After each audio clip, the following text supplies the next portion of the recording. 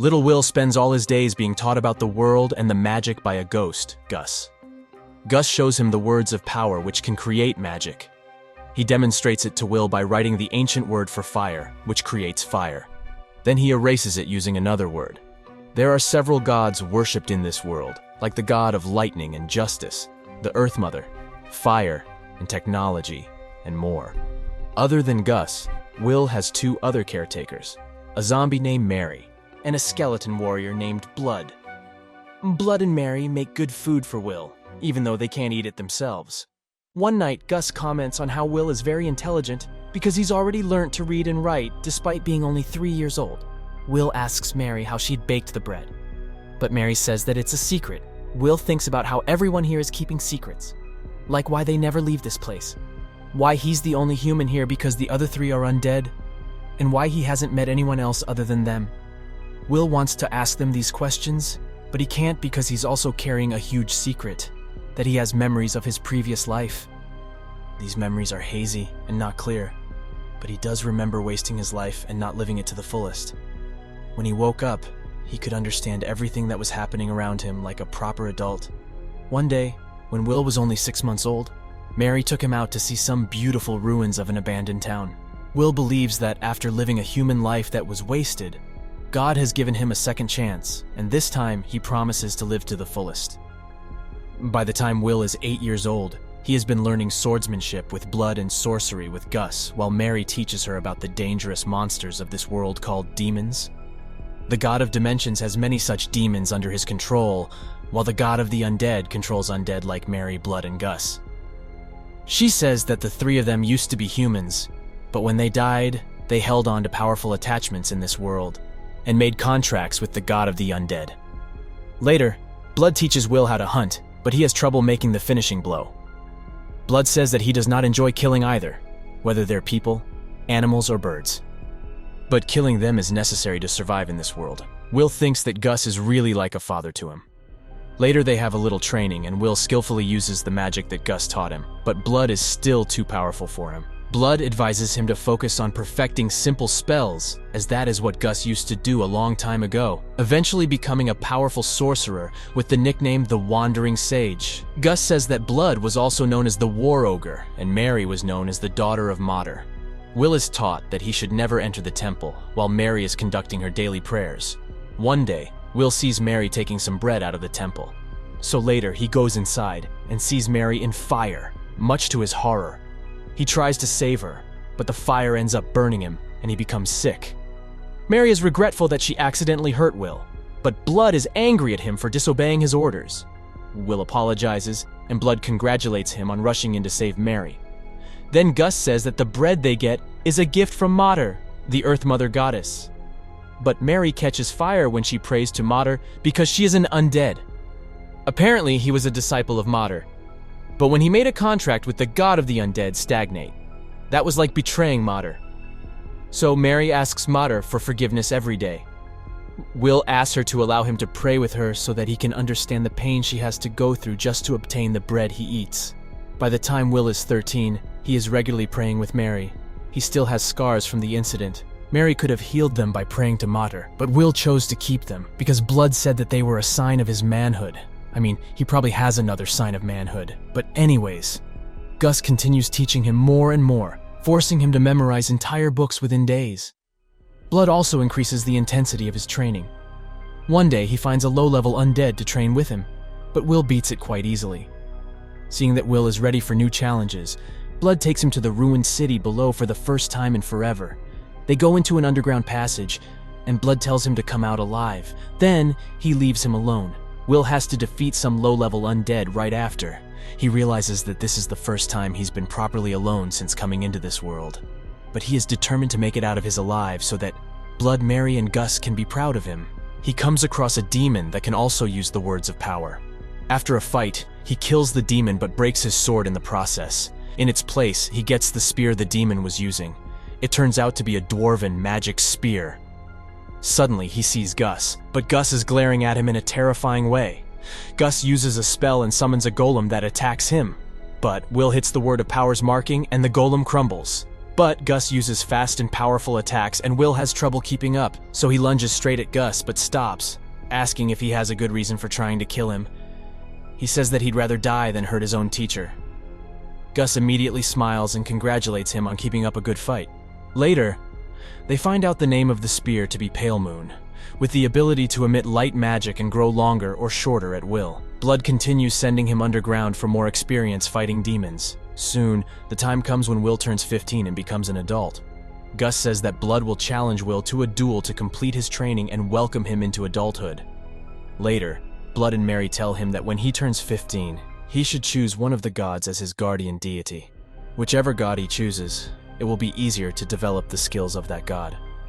One day, Blood gets Will drunk, and they end up peeping into Mary's room while she's changing. Will gets a slap on his cheek, deservingly. Will also gets his first ever wet dream because of this. Soon, the day of Will's 15th birthday arrives, after which he'll be an adult. He wears armor and prepares for his duel with Blood. The rules are simple. No magic can be used. If anyone gets hurt, Mary will heal it with her blessings. The first person to give up or be unable to fight loses. Blood launches some heavy attacks which pushes Will back. So he uses a skill to jump on him and stab him, but Blood catches Will's sword with his ribs and pins Will to the ground. Will admits defeat. Mary scolds Blood for using his ribs to trap his opponent's sword. Apparently he used to do that even before he was a skeleton. Later, Blood congratulates him for putting up a good fight even though he lost. Will replies by calling Blood and Mary father and mother, which causes them to blush. As a sign of him reaching adulthood, Blood gives him the most powerful demon blade that he has, Overeater. If he cuts an opponent with it, Will can steal their life force to recover from his own injuries. Also, Overeater is powerful enough to kill the echoes of a god, which is basically a god's physical version. But he warns Will to be careful. The more he uses Overeater, the more he'll be dependent on it, until there's nothing left of him. Now that Will has reached adulthood, Blood tells him everything he needs to know about this world. Around 200 years ago, the High King of the Demons invaded this continent, along with other demon kings and thousands of terrifying demons. The good gods fought back, and their battles caused the entire landscape of the continent to change, making it different from what it was before. The King of the Demons could turn his blood into soldiers and his own flesh into powerful commanders. And the weapon he used was Overeater, which he used to heal himself every time he created more armies. The city below them was the High King's base, and he attacked the entire continent from here. But Gus, known back then as the Wandering Sage, made a plan to take the underground routes and steal the High King's Overeater. Blood would be the one to fight him one-on-one while Mary kept them alive with her blessings. But when they reached the High King, he turned into a hideous warrior who was a much better fighter than Blood. Blood tried his best, but it was no use and they would all lose. Just then, the god of the undead, Stagnate, offered them a chance to become immortal undead, and in return, he would give them a seal that could trap the High King. They took the deal and sealed the High King beneath them. Now, they guard over the Hing King's seal. Because of their contract with Stagnate, they are unable to leave this area at all, not knowing what's happening with the outside world. Also because of this contract, Mary says that the Earth Mother Mater is angry with her. They had started to wonder, with humanity had died away, but one day they found Will as a baby brought here by demons as a sacrifice to resurrect the High King. But Blood saved him. And now Blood and Mary tell him to go find the human civilization nearby. Will dreams of building a family and bringing them back to meet his 3 mentors. But Blood and Mary start saying goodbye, like it's the last time they'll meet. Suddenly, the sky becomes dark and the god of undead, Stagnate, comes down and asks if they've said their goodbyes. He's here to take them to his dimension, and Blood and Mary are ready. Will tries to stop them, but he is unable to move. Just then, Gus appears in front of them, telling the others to run while he holds Stagnate back. Gus uses immensely powerful spells that Will had not even seen until now. He even manages to defeat this echo of Stagnate. They start talking happily when suddenly, Stagnate cuts Gus's body into 2. Turns out he had another echo body nearby. Stagnate says that Gus, Blood, and Mary made a deal with him to stay on Earth as long as they have an attachment to stopping the High King. But after raising Will for 15 years, they started to lose that attachment. And now they will be his servants completely. Will is shocked to hear that his bond with his mentors caused their attachment to this world to decrease. Stagnate also offers to turn him into an undead so he can live with the 3 of them forever. He gives him one day to decide. Will starts crying because he wanted to live this life properly, not like his previous life.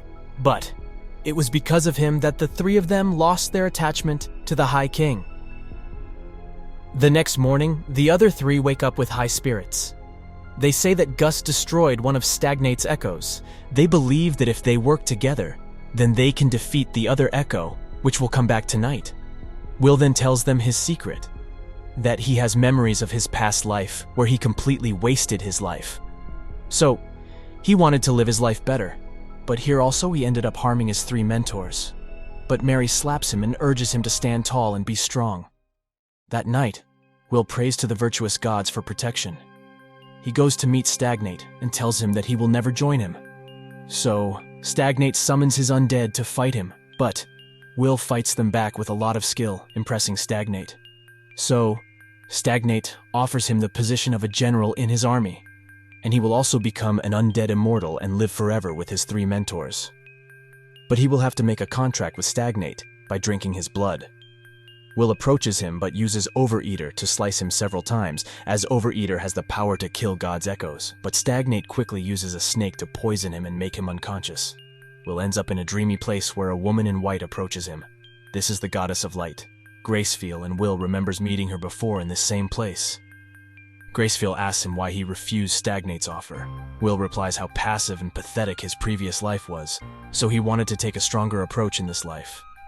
Being alive and not being dead are not the same, he says. He wanted to live and die alongside his three mentors. Gracefeel is impressed with Will's answer, so she promises to be his guardian deity as long as he does not forget his resolve. Will wakes up back on the battlefield, this time with the blessings of Gracefeel. He wipes away the undead with one swing of his sword. Seeing that he has the blessings of Gracefeel, Stagnate goes towards the temple where his three mentors are. Will runs after him. He finds Stagnate trapping Gus and ready to grab blood, but suddenly an echo of another goddess appears in between. This is the Earth Mother, Mater. Mater turns to Mary and smiles. They realize that Mater never hated Mary and had forgiven her a long time ago. The only one who needed to forgive Mary was herself. In the confusion, Blood attacks Stagnate and he dodges. So Will rushes at him. Stagnate tries to use magic, but Gus cancels his spells. Then Will stabs Stagnate and slices him multiple times with Overeater until he disappears. Stagnate vows to turn him into his side no matter what. The three of them start to celebrate, but suddenly Blood and Mary are unable to walk. This is because they have lost their attachment to the High King but refuse to go with Stagnate, meaning they will soon die now. Will starts crying, saying that he wants to spend more time with them. He wants them to meet his children and grandchildren, but Blood and Mary ask him to accept that they're leaving. Blood advises him to be wild and free, while Mary advises him to be kind and just and to protect the weak. As they give their parting advice, Will gets to see their human spirits for the first time. Gus brings a 200-year-old wine and they drink happily as a last goodbye. That night, Blood and Mary pass away and Gracefeel takes their souls back into the cycle of death and rebirth. The next day, Will buries their bodies. Gus is still alive as he has an attachment towards guarding the High King's seal. He made a deal with Gracefeel to stay alive for at least 10 years. After 10 years, Stagnate will regain his powers and come back. Then Gus gives Will his treasure that he has been collecting for 200 years, but which is of no use to him. He sends him to the outside world and tells him to spread the good name of Gracefeel because apparently the outside world has stopped worshipping her. Will prepares to leave. Gus says that Will need a last name, so he gives Will the full name of William G. Maryblood, named after his three mentors/parents. After saying their goodbyes, Will G. Maryblood leaves the temple for the first time in his life. And it's only been half the season. More adventures to come. As a little flashback, we see Blood and Mary preparing for their final battle against the High King. They promise to marry each other if they survive. And if they have a son, then they will name him something that represents unbending will. Blood chooses William, which means the helmet of will. Back to the present, Will continues on his journey, but does not meet any humans for a long time, only animals and demons which he defeats with ease. One day, he comes across another ruined town, which makes him really happy, but it seems to be deserted as well. He prays to Gracefeel to bring peace to the souls wandering these lands, and immediately, lots of souls rise up and disappear. He continues his journey in the forest when suddenly, he is attacked by an injured boar. In self-defense, he kills the boar. Suddenly, a hunter comes at him with his bow and arrow ready. This is the first person Will has ever met other than his mentors. The person reveals their face, and it turns out to be a half-elf named Manel. Since Manel injured the boar, but Will finished it off, they negotiate with each other and Will gets the leg. Then they cook the liver and eat it. Will prays to Mater and Gracefeel before eating, much to Menel's surprise because Gracefeel is considered a minor god. Then Manel shows him the way to the next town and returns to his own home. He summons some fairies and goes into the forest. That night, while Will is sleeping, Gracefeel gives him a divine revelation about something bad happening to Manel. So Will goes to his village using his magic to find Manel's footsteps. Just as he reaches the place, some hidden raiders attack the villagers, so Will saves them. But he sees that the arrows have white feathers. Turns out, this is not Manel's village. Manel is the one attacking with his group of men. Manel uses lots of magic against Will, but Will was trained by the legendary Blood and Gus, and the dude recently just fought a god. He fights back quite easily and knocks out Manel and his men. The village chief interrogates them. Manel and his men are from a nearby village, but demons destroyed their people and took their food. They had no way of surviving the winter, so they turned to stealing. The villagers scream at them to hang them all. The chief sympathizes with them, but for the safety of the village, he must hang them. Will also agrees because if they are released, then they will just attack another village. But Will remembers Blood and Mary's lessons to be kind and to do the right thing. So he offers the money to prevent bloodshed and compensate for the loss, saying that Menel and his village, which has suffered from demons, should not be punished but protected. He also vows to free Manel's village of the demons. Then he says that this is due to Gracefeel's kindness, and suddenly the whole place is filled with beautiful lights. Then the survivors of the other village come to this village, while Will and Manel go there to reclaim it from the demons. They finally reach the village where the demons are conducting some sort of ritual with human corpses.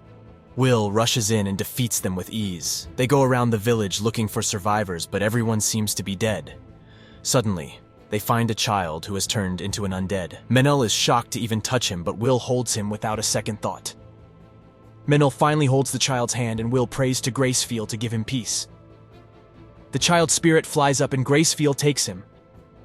Manel apologizes to Will because he thought Will was just a rich and spoilt brat. But now he sees that Will has lots of wisdom and experience. They pray to all the undead villagers and their spirits find peace. Next, they go to the village wise woman.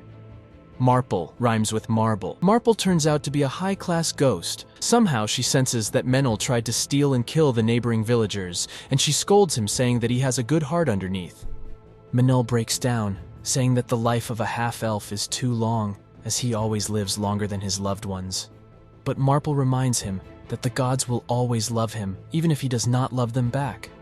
Then, she tells them that there's a bigger demon army in the mountains. After giving this information and wishing farewell to Manel, Marple passes into the afterlife. Some days later, the surviving villagers return to their village. After mourning the dead, they bury their dead and start rebuilding their village.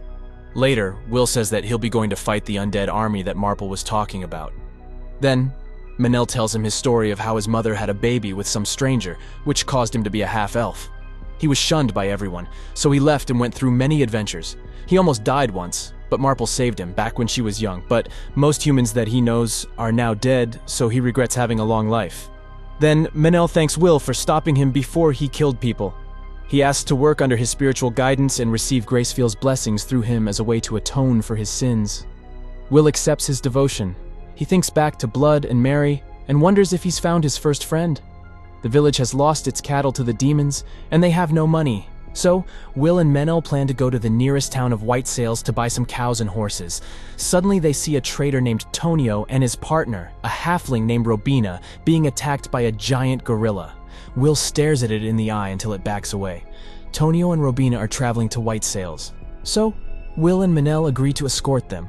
Robina is also a bard, and she is fascinated by Will's noble-sounding name, his strength, and his devotion to Gracefeel.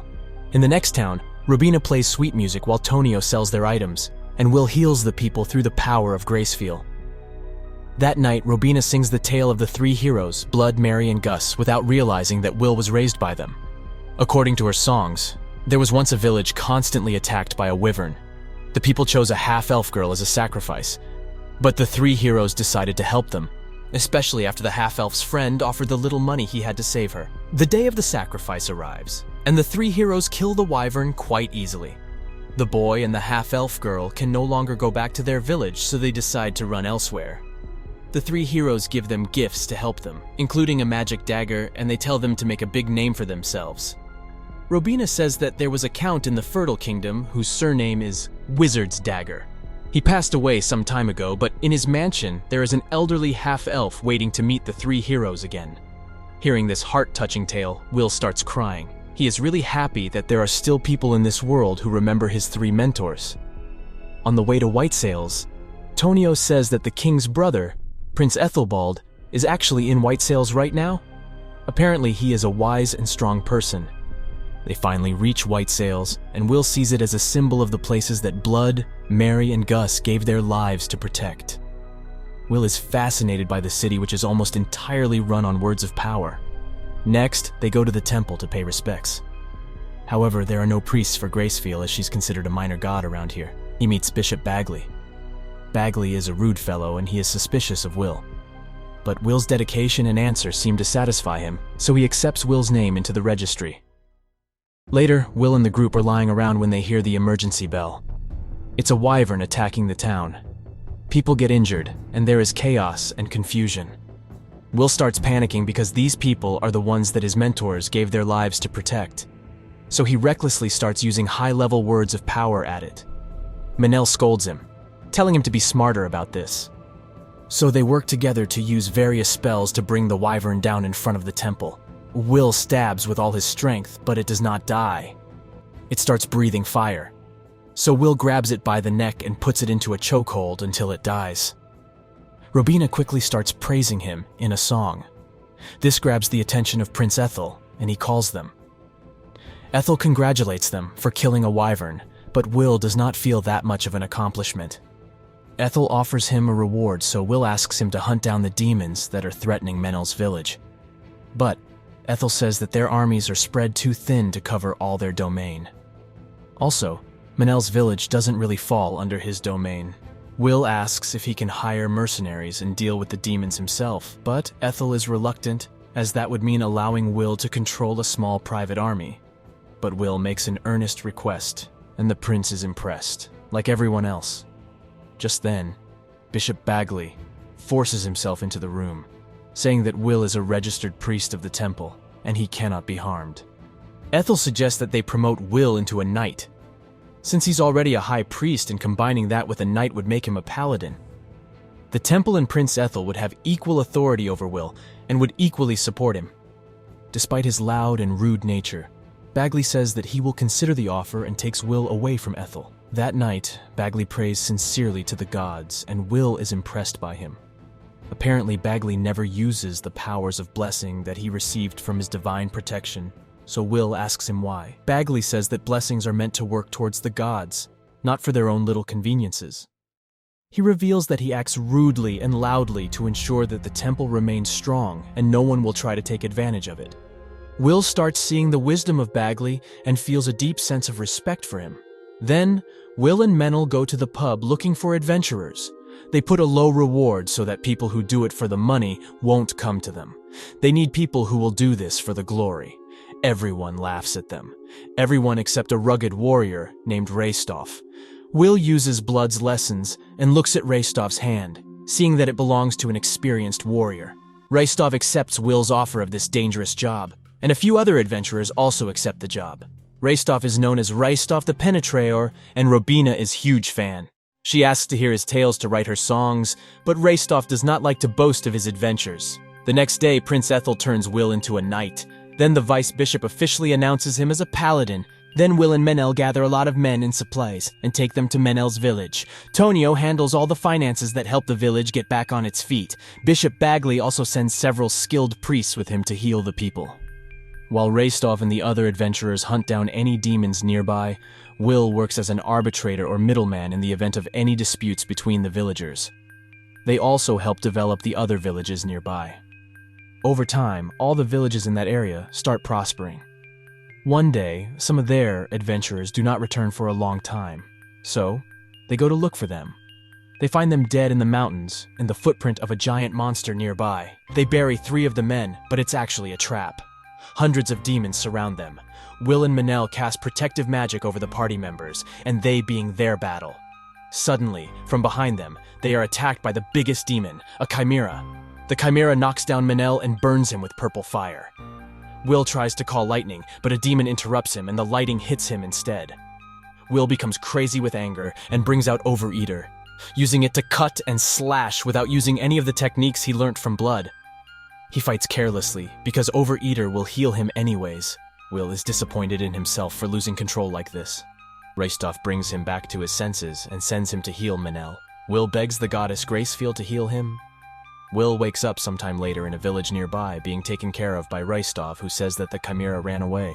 Later, Will overhears some villagers talking about how Will is really powerful, like a monster himself. Will smiles when he hears that. Will then starts feeling guilty for putting Manel in so much danger. He goes to Manel and heals him with Gracefield's blessings. Then he apologizes to him for putting him in so much danger. Gracefield appears before him, and he reassures her that everything is fine and he will continue to fight for her name. Then, he goes to fight the chimera alone. Manel tries to stop him, but Will says he can't keep up with him. Manel tries to beat him up, but Will dodges all his attacks. He breaks one of Manel's arms to get him to stop following him. But Manel gets up again. He uses his own fairy magic to knock down Will and then calls him a coward for trying to solve everything himself. He says that they're friends, and that really hits Will in the heart. In a good way, of course. Manel says that he will never abandon his friend. He admits that he's not as strong as Will, but he promises to be stronger and prove that Will is not a monster. Will starts crying out of happiness. They return back to the village and Will apologizes to everyone for worrying them. Then, they prepare to fight the chimera and its other demons. Will promises the other adventurers silver and gold coins for every demon they kill.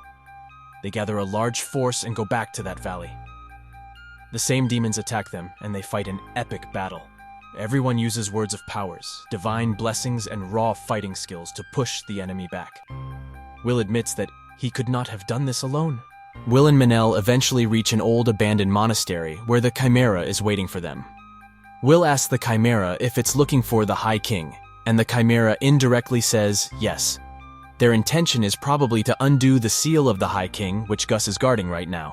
The chimera launches a surprise attack, but Will and Manel use all their skill and techniques to attack it little by little. Instead of using flashy killing blows, Will goes for simple and effective techniques, just like his 3 mentors taught him. After taking down its heads one by one, they finally finish off the chimera. They enter the monastery to defeat the final demon boss, but Raystoff has already come inside and killed the demon boss. This apparently aligns with his personality, as Raystoff is known for killing super powerful demons without even letting anyone know how he did it. After the battle, the villagers work together to develop the lands. Manel says that the temple has decided to build a shrine for Goddess Gracefield here. Then, Manel says that Will is like a lord for all the villages in that area. Will does not see how that could possibly happen. Manel says that it's already happened. Will has been the central figure in helping to develop all the villages in that area. He has been the one to fund the money for their development. He has been the one to lead a small army and clear the demons disturbing the area. He's pretty much the lord of this domain. He just has to take official responsibility. Will is shocked by this huge revelation, as his main intentions were to just help the people. But he gets a vision of Gracefield smiling at him, so he takes the job. He hopes that one day he can bring civilization to the old town where Gus is guarding the seal, so that old and ruined town can see people and hear the laughter of children again. Subscribe for more videos like this, turn on the notification, and leave a like to help the channel out. Thank you for watching.